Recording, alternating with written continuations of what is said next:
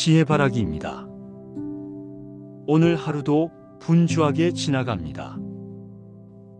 계속되는 업무와 사람들과의 관계, 그리고 끊임없이 마음을 흔드는 여러 생각들 속에서 우리는 종종 스스로를 잃어버리곤 합니다. 하지만 잠시 멈추어 숨을 깊게 들이쉬고 내면을 돌아보는 시간을 갖는다면 그 마음도 조금씩 평화를 찾아갈 수 있습니다. 오늘은 부처님의 깊고 희귀한 가르침을 통해 나라는 존재를 다시 바라보고 고통과 번뇌의 뿌리를 이해하며 마음의 짐을 내려놓는 길을 함께 걸어가 보겠습니다. 나라는 존재가 무엇인지 잘 모르겠습니다. 왜 우리는 그 나를 단단히 붙잡으려 하는 걸까요?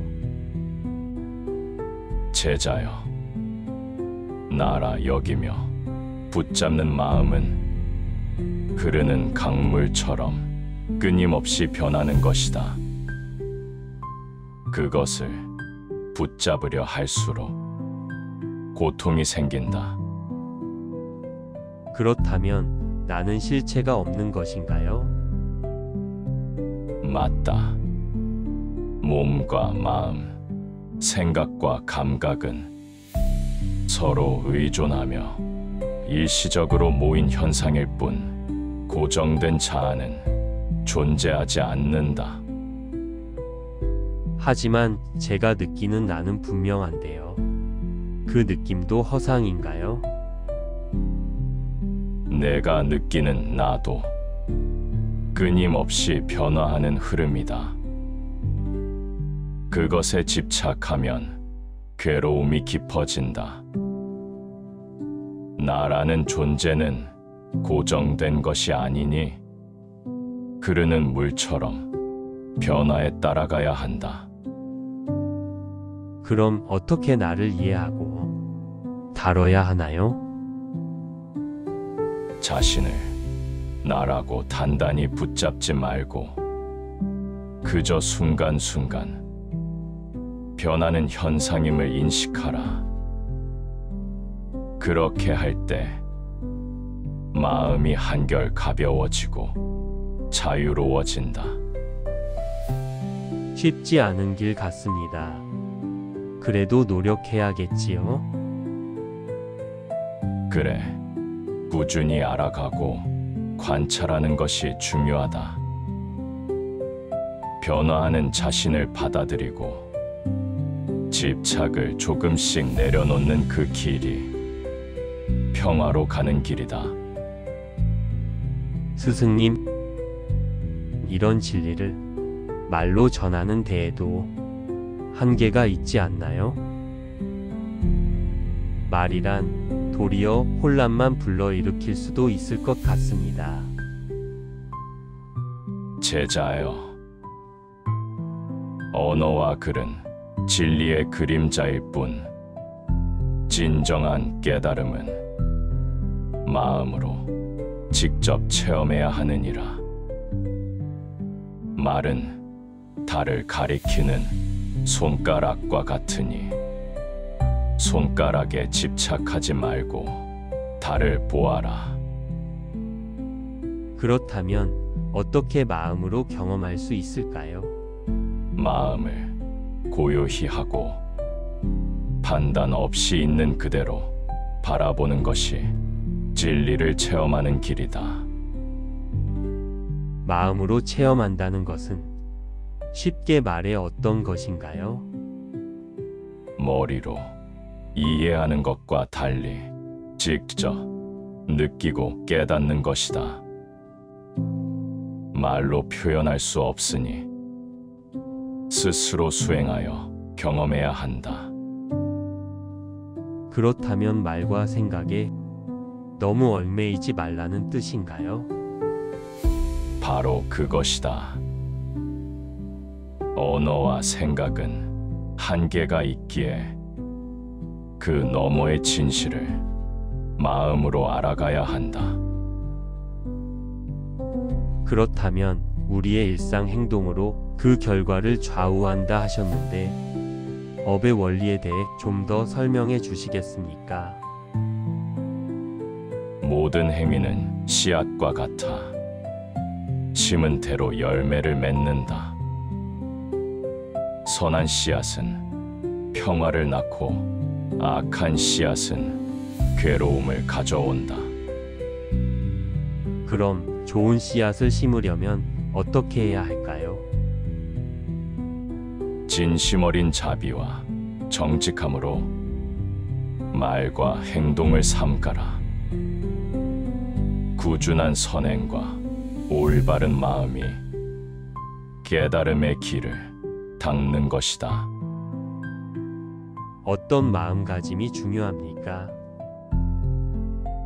겸손과 배려를 잃지 않고 자신과 남을 아끼는 마음이다. 과거의 업도 영향을 미치나요? 과거의 행위가 현재를 만들었고 현재의 행위가 미래를 만든다. 지금 이 순간이 가장 중요하다. 변화는 피할 수 없는 것인데 왜 사람들은 변화를 두려워하며 집착할까요? 모든 존재는 끊임없이 변화하고 그것을 거부하는 그 마음이 바로 집착이다. 집착은 스스로에게 쇠사슬을 채우는 것과 같아. 마음의 고통을 키우는 근원이 되느니라. 사람들은 익숙한 것에 붙잡히고 변화를 외면하려 하지만 변화는 자연의 법칙이니 받아들여야 한다. 그렇다면 집착에서 벗어나려면 어떻게 해야 할까요?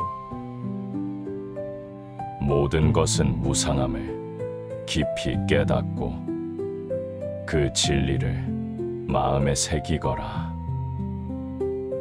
붙잡으려 하지 말고 그 흐름을 자연스럽게 따르는 것, 그것이 자유에 이르는 길이다. 그 깨달음이 실제 삶에서 어떻게 도움이 될까요? 변화에 저항하지 않으니 마음이 평온해지고 괴로움이 줄어들게 되느니라. 스승님, 마음속에서 불쑥불쑥 올라오는 분노나 슬픔 같은 감정들은 어떻게 다스릴 수 있습니까? 마음은 주인이요 감정은 하인과 같으니 하인이 주인 자리를 넘보지 않도록 해야 하느니라. 감정이 일어나는 것을 억누르려 하지 말고 먼저 그 감정을 온전히 바라보고 인정하거라. 감정은 자연스러운 현상이며 너의 일부일 뿐 너 전체가 아니다. 감정을 한 걸음 떨어져 관찰하는 마음을 길러라. 분노가 올라올 때 그 분노에 휩쓸리지 말고 이것은 나의 감정일 뿐 나 자신은 아니다라고 알아차려라. 그렇게 감정을 관찰할 때 감정은 서서히 그 힘을 잃고 지나가리라. 하지만 감정에 휩싸여 행동할 때가 많습니다. 어떻게 하면 감정을 다스리며 올바른 행동을 할 수 있을까요? 감정은 마음의 바람과 같아 불어오는 대로 둘 수는 없다. 감정을 관찰하고 그 이면에 숨은 욕망과 집착을 이해하라.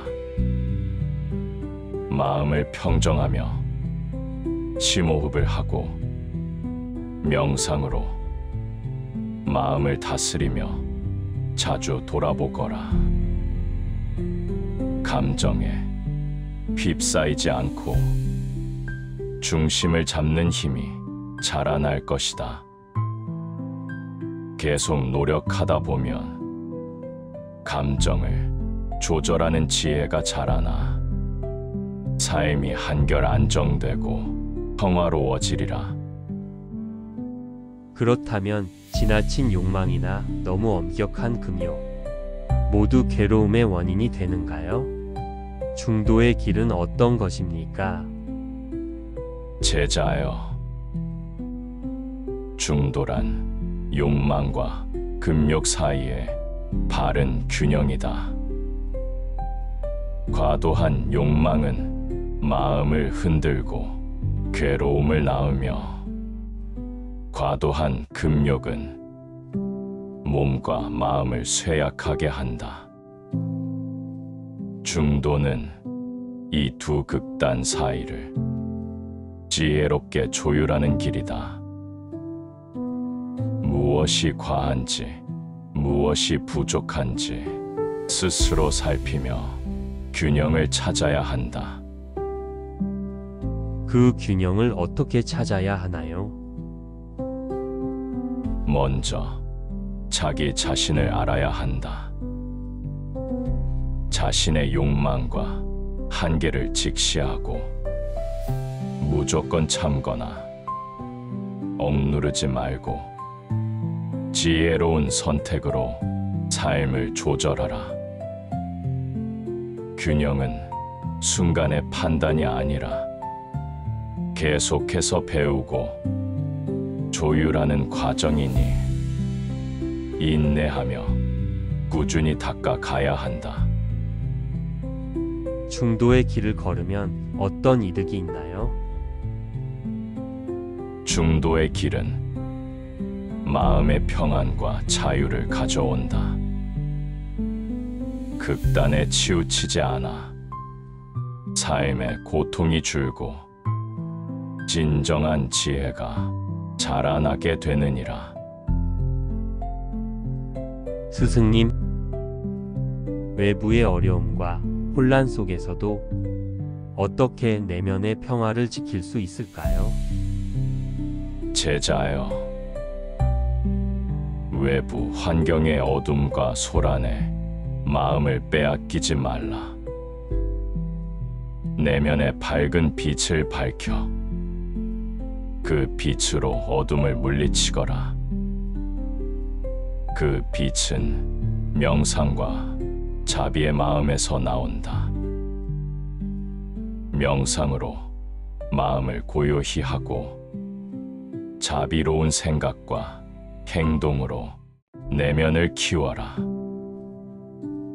그 빛을 키우는 구체적인 방법이 궁금합니다. 제자여, 매일 시간을 내어 조용히 앉아 숨을 관찰하며 명상하고 남을 배려하고 돕는 작은 자비 행위를 실천하거라. 내면의 빛이 점점 밝아지면 외부의 시련에도 흔들리지 않는 평화를 얻으리라.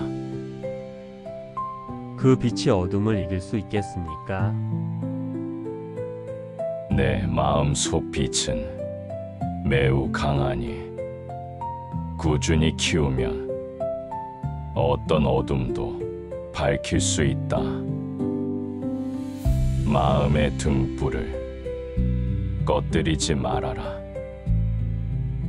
스승님, 미움과 원망으로 마음이 무겁습니다. 자비와 용서를 어떻게 실천할 수 있을까요? 제자여, 마음속 미움과 원망은 너 자신에게도 큰 짐이 되느니라. 자비란 그 짐을 녹이는 따뜻한 물과 같고, 용서는 그 무거운 짐을 내려놓는 열쇠와 같다. 처음부터 완벽할 필요는 없다. 작은 한 걸음, 작은 마음 열림부터 시작하거라. 진심으로 이해하려는 마음이 자비의 시작이고, 자신과 타인을 모두 용서하는 마음이 평화의 문을 여는 첫걸음이니라. 하지만 상처 준 이를 이해하거나 용서하는 것이 너무 어렵습니다. 분노가 자꾸 마음을 지배하곤 합니다. 분노를 억누르려 애쓰지 말고 그 감정을 먼저 인정하고 마주하거라. 분노도 한때의 감정일 뿐, 집착하지 않고 흘려보내는 법을 배우는 것이 중요하다. 용서란 상대방을 위한 것이 아니라 너 자신을 위한 것임을 기억하라. 원망을 내려놓을 때 너는 그 무거운 짐에서 해방되어 자유로워진다. 자비와 용서를 실천하려면 어떻게 마음을 다져야 할까요? 매일 명상과 마음 챙김으로 내면의 자비심을 키우거라. 작은 친절과 이해의 행동을 꾸준히 실천하고, 실수에도 자신을 다그치지 말고 부드럽게 돌아보아라. 용서와 자비는 순간의 결정이 아니라 계속해서 닦아가는 수행이다. 꾸준함이 너를 더 넓고 깊은 평화로 이끌 것이다. 스승님, 그 가르침을 마음에 새기고 조금씩 실천해 보겠습니다. 부처님의 깊은 가르침을 마음에 새기며 오늘도 내면의 평화를 찾아가는 길을 걸으시길 바랍니다. 부처님과 함께하는 이 시간이 여러분의 삶의 빛이 되길 기원합니다. 지혜바라기